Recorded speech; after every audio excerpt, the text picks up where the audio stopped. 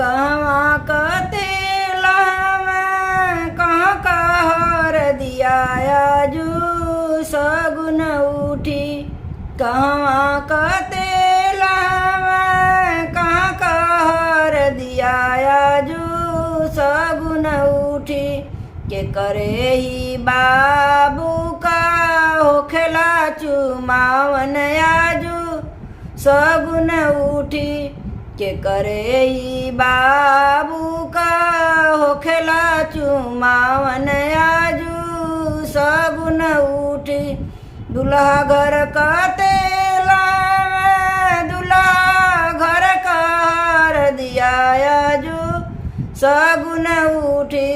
दुल्हन घर कते लावे दुल्हन घर कर दिया आजू सगुन उठी। अपन बाबा के बाबू का होखेला चुमावन आजू सगुन उठी।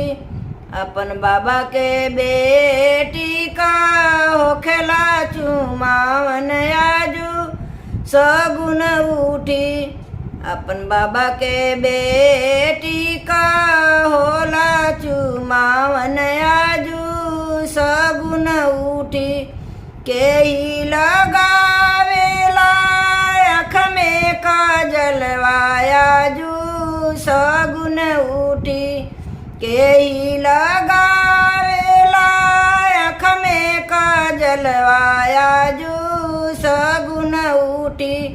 के ही लगावे माथे अजूरी से तेल आजू सगुन उठी।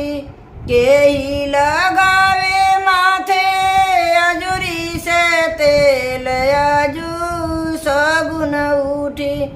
बुआ लगावेली आँख में काजलवा आजू सगुन उठी।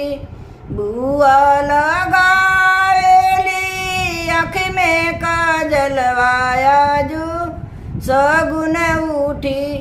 दीदी लगावे माथे अजूरी से तेल आजू सगुन उठी।